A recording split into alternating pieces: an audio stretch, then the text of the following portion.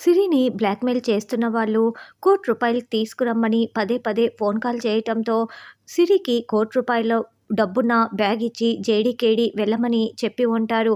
ఇక సిరి కారులో రావటంతో "ఏయ్! నువ్వు గ్రీన్ కలర్ కారులోనా వచ్చింది" అని దేవ, మీనన్ ఇద్దరు ఫోన్‌లో అడుగుతూ ఉంటారు.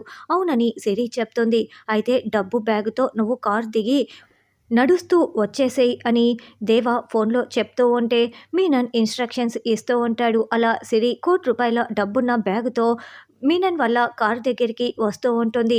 మీనన్ సిరిని చూసేసి రేయ్ దేవా, నువ్వు చెప్పిన అమ్మాయి ఆ అమ్మాయేనా అని చాలా షాకింగ్గా అడుగుతూ ఉంటే అవును బాయ్ తనే అని దేవా చెప్తాడు.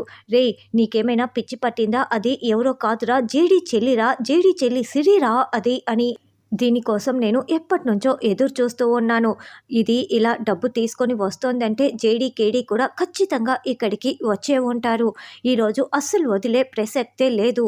రేయ్ దేవా, నేను చెప్పినట్లు చేయరా, దాన్ని రౌండ్ ఆఫ్ చేసేయరా, నేను చెప్పిన ప్లాన్ అమలు చేయి అని మీనన్ చెప్పటంతో అలాగే బాయ్ అని దేవా అంటాడు. ఇక జేడీకేడీ దూరంగా ఇంకొక కారులో సిరిని గమనించుకుంటూ ఉంటారు.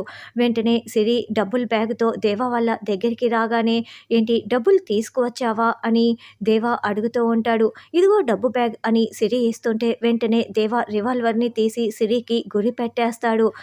కారులో నుంచి చూస్తున్న జేడీకేడీ అదేంటి సిరికి రివాల్వర్ గురి పెట్టేశారేంటి వీళ్ళు అని చాలా షాకింగ్గా చూస్తూ ఉంటే అప్పుడే మీనన్ అక్కడికి చాలా స్టైల్గా నడుస్తూ వస్తూ ఉంటాడు. అంటే సిరిని బ్లాక్మెయిల్ చేస్తున్నది మీనన్ గ్యాంగా అని దాత్రి కేదార్ చాలా షాకింగ్గా కారులో నుండి చూస్తూ ఉంటే ఏయ్ జేడీకేడీ, మీరు ఇద్దరు ఇక్కడే ఉన్నారని నాకు అర్థమైపోయింది. మీరు మర్యాదగా బయటికి వస్తారా, సరే లేకుంటే ఇదిగో నీ చెల్లి ప్రాణాలు పోతాయి అని మీనన్ సిరి గొంతు పట్టుకొని చంకలో పెట్టుకొని నులిమేస్తూ వార్నింగ్ ఇస్తూ ఉంటారు. మరి దాత్రి అయితే కోపంతో రగిలిపోతూ కారులో నుండే చూస్తూ ఉంటుంది. జేడీకేడీ సిరిని ఎలా కాపాడతారన్నది రానున్న ఎపిసోడ్లో తెలుసుకుందాం.